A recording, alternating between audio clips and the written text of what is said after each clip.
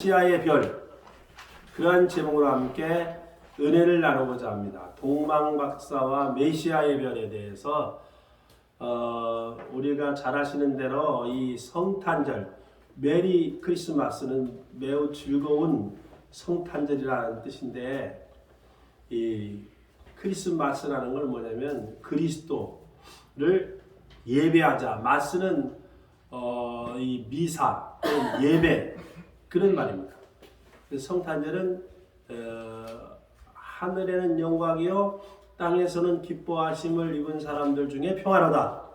그래서 예수 그리스도를 알고 예수 그리스도를 믿는 이들에게 평화가 임하는 겁니다. 성탄절은 뭐냐면은 예수님의 생일이에요. 그런데 그 예수님의 생일에 예수님이 없어요. 붕어빵에 붕어가 없듯이 예수님의 생일에 예수님이 없이 맨 산타크로스니 뭐 루돌프 사슴코니 뭐 이런 것이 주인공이 돼가지고 이 성탄절이 많이 희석이 돼가지고 잘못되는, 예수님이 주인공인데 예수님이 생일인지를 몰라요. 예수님의 생일인지를 몰라요. 그래서 이 동방의 박사들이, 이 동쪽이라고 하는 것은 성경에서 여러 군데 많이 나옵니다. 좀 안 좋은 쪽으로 인간의 타락과 저주받은 그런 것으로 이렇게 동쪽에 보내지는, 동방으로 보내지고 또 그렇습니다. 그쪽으로부터 오게 되는데, 그럼 도대체 이 동방에서 오는 별을 보고 오는 박사들이 누구냐? 박사들이 누구냐? 그 박사들을 추정해 보니까 뭐 파르티아 제국의 사람들이다. 이 파르티아 제국은 어디냐면은 페르시아, 즉 이란의 남부에 있는 뭐 이 리야드 뭐 이쪽에 있는데, 그 파키스탄하고 그쪽에 있는 있지 않습니까? 그 큰 바다에 있는데 그쪽 지역에 있는 사람이 아닐까 이렇게 생각을 하는데, 아주 정확하다고 말할 수 있을까? 이게 보면은 BC 600년 전에 이 남유다가 어디에 멸망하냐면 북이스라엘은 시리아에, 남유다는 바벨론으로 포로 잡혀갔는데 고레스에 의해서 이제 다시 돌아오게 되는데, 그래도 포로로 잡혀간 사람들은 소중한 사람들이에요. 똑똑한 사람들. 그 똑똑한 사람들이 다 온 게 아니라 일부가 좀 남았는데, 그 중에 사람들 중에 이 천문학을 공부했던, 천문학을 했던 사람들 중에 동방박사가 있지 않았느냐 이렇게 추정을 해봅니다. 바벨론 포로에 남은 무리 중에 동방박사가 있지 않았느냐 이렇게 추정하는데, 우리나라 노래 가운데 그 페르시아 왕자 가운데 뭐 별을 보고 점을 치는 페르시아 왕자 그런 노래 나오잖아요. 근데 그 서양 쪽에서는 이 별을 보고 점을 많이 쳤어요. 우리나라는 뭐 다른 걸 쳤는데, 이 점쟁이가 아니에요. 동방 박사들은 천문학 박사들이에요. 천문학을 했던 사람들이에요. 근데 뭐 3명이라고 하는데 3명이 아니고 그 더 많은 숫자예요. 뭐 황금과 유황과 몰약을 그렸으니까 3명이 다 하나씩 가져왔다. 그런데 3명이 아니라 더 많은 학자들인데, 그 사람들은 정말 죽음을 무릅쓰고 예수님의 탄생하는 곳에 오게 된 겁니다. 예수님의 탄생할 때 별이 빛났다고 그랬는데, 그럼 도대체 그 별은 무슨 별이냐? 그 별은 혜성이라고 하면은요, 모든 사람들이 다 알아요. 왜? 너무나 빛나기 때문에, 또 하나기 때문에. 혜성이 아니라고 볼 수가 있어요. 초신성이냐? 초신성도 또 될 수가 없어. 왜냐하면 초신성은 너무 멀리 있어가지고 그걸 관찰하기에는 만원경이 있어요. 초신성도 될 수가 없다.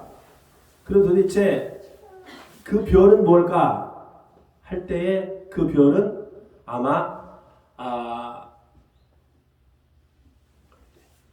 행성이 아닐까. 행성. 그렇게 볼 수가 있어요. 행성. 우리나라 우리 그 태양계 행성이 지금 8개이잖아요. 8개. 근데 8개인데 뭐 수성, 금성, 화성, 지구, 화성. 그다음에 이제 목성, 토성, 해왕성, 명왕성 쭉 있는데 명왕성을 보니까 명왕성과 같은 별들이 더 많아요. 여러 개가 있어요. 그래서 이제 빼버리고 조그만 거 앞에 있는 거 4개, 또 밖에 뒤쪽에 4개, 8개만이 태양계의 행성으로 이렇게 태양의 한마디 위성이라고 볼 수가 있죠. 태양계 그 해성이 있는데 예수님이 탄생할 때에 어떠한 별이 예수님의 탄생에 머물렀는가 하면은 이 목성하고 토성이 예수님의 탄생에 결정적으로 빛을 내줬다라고 하는 것입니다. 우리가 잘 아시는 대로 이 목성은 별 중에 왕이라고 하는 명칭을 가지고 있어요. 이름이 주피터라고 하는데 주피터는 뭐 신들의 왕이잖아요.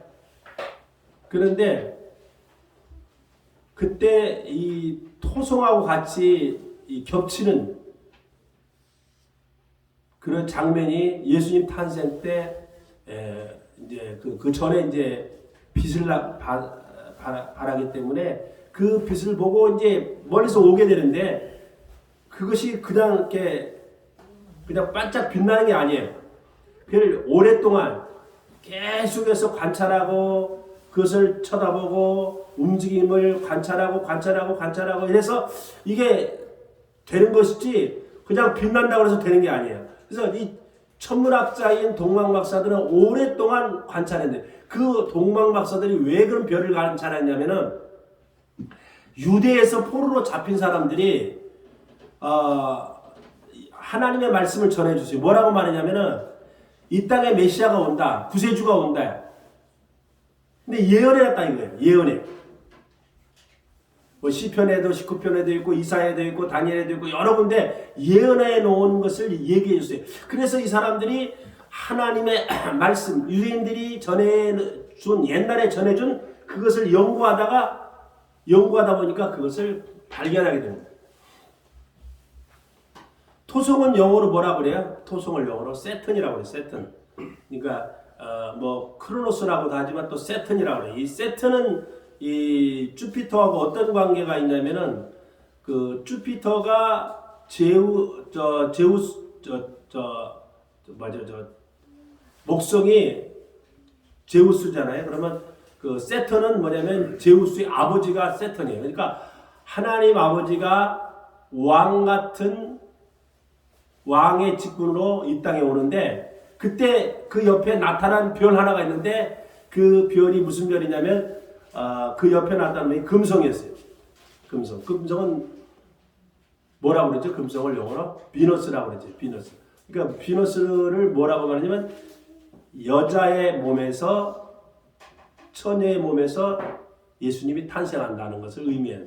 그 별자리가 지나갈 때에 거기에 물고기 자리와 어린 양의 자리가 있었어요.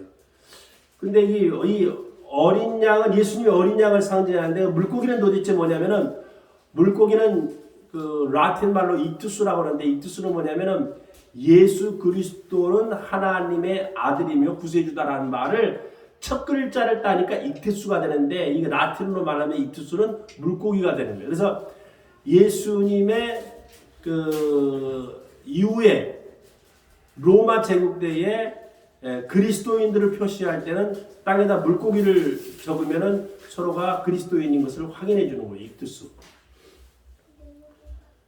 그런데 그 별이 바로 목성과 화성이 하늘에서 만나서 약간 이렇게 비틀비틀하면서 춤을 추는 거예요. 근데 그 왜 비틀비틀하면서 춤을 추냐면은 태양을 중심으로 안쪽에 있는 4가지 별이 있잖아요. 4가지 별은 뭐냐 수성, 금성, 수성, 지구, 화성은 빨리빨리 돌아요. 이렇게 지구를 태양을 중심으로 이렇게 빨리 1년 한 바퀴 돈다면 지구를 중심으로 한 바퀴 돌면 목성은 한 11년 태양을 한 바퀴 도는데 11년 걸려요.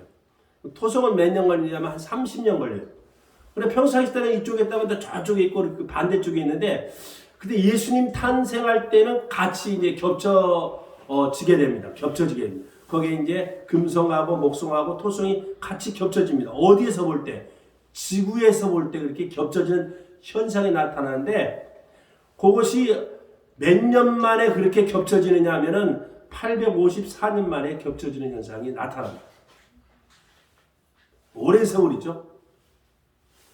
그래서 예수님의 탄생이 그때 이루어지는 것이, 별이 무슨 별이냐, 우리가 카드에서 보면 반짝반짝 빛나는데 그런 별이 아니라 굉장히 오랜 그 시간 동안에 그것이 관찰되어져야만, 그러니까 천문학자들만이 알 수 있는 거지 일반인들은 알 수가 없어요. 그걸 관찰해야 되니까 오랜 세월 동안, 오랜 세월은 아니고 장시간 동안, 어쨌든 간에 그 별이 무슨 별이냐, 목성과 토성에 만나는 그런 별이었다라고 하는 거예요. 그 예수님의 탄생은 300년 동안에 성탄절이 지내질 않았어요. 그래서 300년 이후에 예수님의 탄생이 이제 기념하게 되고, 그 전에는 이제 부활절을 더 귀하고 소중하게 여겼다라고 하는 거예요.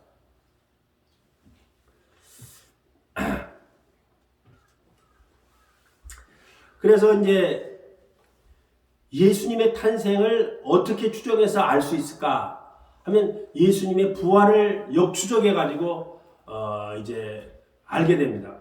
그러다 보니까 예수님의 탄생이 왜 중요하냐면은, 인류의 역사라고 하는 히스토리라는데, 히스 그의 스토리, 이야기, 그의 이야기, 역사가 히스토리에 그걸 두 개로 따르면 그의 이야기예요. 그의 이야기인데 석가모니 이야기냐, 공자 이야기냐, 아리스토텔레스냐, 플라톤이냐, 누구의 이야기를 역사로 중심으로 삼을 것이냐 하는데, 그때에 예수님이 역사의 중심으로 삼자 해가지고 그거를 역추적해서 했는데 착오를 일으켰어요. 그것이 이제 BC와 AD, 비포 크라테스트 아노 도미니. 그래서 예수님이 기점인데, 그 기점을 착오를 일으켜서 몇 년을 착오했냐? 저도 BC 한 4년으로 봤는데, 이번에 이제 새로 알아보니까 예수님의 탄생이 BC 6년으로 이렇게 BC 6년으로 되었습니다. BC 6년. 근데 지금이 BC 6년이니까 1995년이 2000년이거든요. 2000년. 근데 왜 예수 탄생이 2000년이냐면 2001년이 돼야 되는데 왜 2000년이냐면, 그게 이제 BC는요. BC 거꾸로 올라가잖아요. 그럼 BC가 BC 2년, BC 1년, 그다음에 0년, 그다음에 AD 1년 이렇게 되는 게 아니에요. BC 1년에서 곧바로 AD 1년으로 넘어가네. 0이 없어져서 0으로 안 해요. 그래서 0이라는 걸 빼기 때문에 넘어가니까 지금 아마 2000년도 2026년 예수 탄생 2026년 정도 그렇게 되는 거예요. 예수 탄생. 우리 한국에 6.25 때 참전했던 그 용사 중에 어떤 사람이 있느냐면은 유진 피스텐이라는 사람이 있었는데, 이 사람이 어떤 일을 했냐면은 그 비행기가 날아가지고 폭격을 할 때 그 폭격 지점을 알려주는 거예요. 어느 지점에 떨어뜨라, 어느 지점에 떨어뜨라. 그 일을 한 사람 유진 피터슨인데, 이분이 한국전에 왔다가 예수님을 믿고 하나님을 알고 예수님을 믿게 됐어요. 전쟁이 끝나고 다시 미국으로 돌아가서, 고향으로 돌아가서 다시 이제 신앙생활을 하게 되는데, 어느 교회를 다녔냐면은 루터교를 다녔어요. 루터교를. 유진 씨가.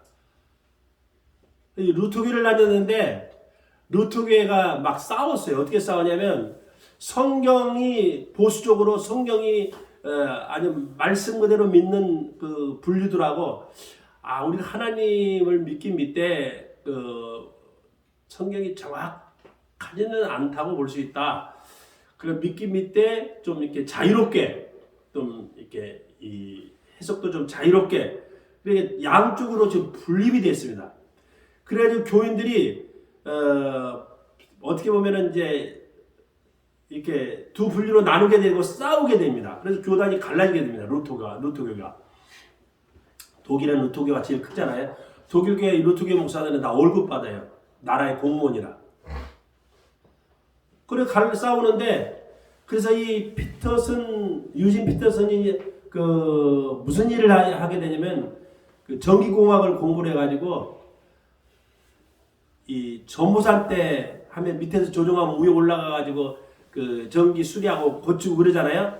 근데 이분이 어떤 거냐 혼자 그거를 끌고 가가지고 리모컨 같은 거 있잖아요. 혼자 수리하고 고치고 내려와가지고 오는 일 그런 기계를 전기 전보산 때 수리하는 그런 기계 장치를 새롭게 발명을 해가지고 그걸 누구한테 납품했냐면은 전력회사 우리나라 한정 같은 데가 납품해서 거기서 뭐 인건비가 적게 되니까 마구마구 사줬어요. 사주니까 어떻게 되세요? 이 사람들은 또 자기가 물건을 계속 만들어 파니까 마구마구 돈을 벌었어요. 돈을 많이 벌었어요. 우리나라 말로 말하면 재벌 정도의 돈을 많이 벌었어요.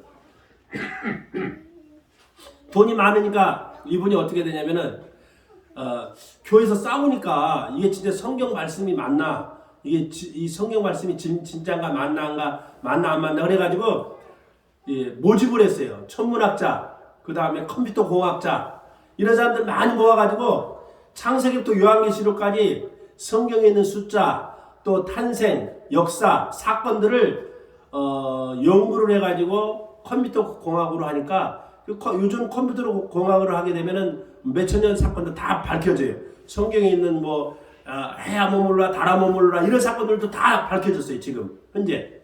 예. 그게 다 역사적으로 증명이 돼요.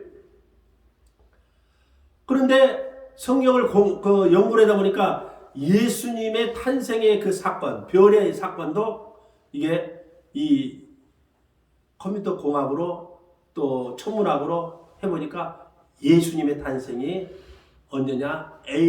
BC 6년이라는 걸 알게 됐어요.